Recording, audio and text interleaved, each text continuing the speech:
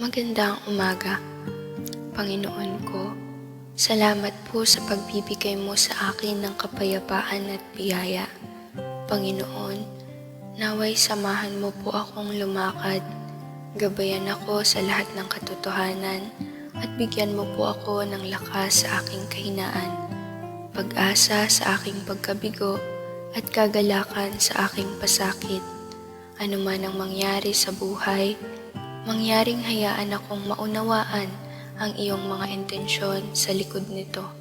Hindi sisihin o mamaliing intindihin ka at maniwala na dapat mayroong iyong perpektong plano sa likod nito.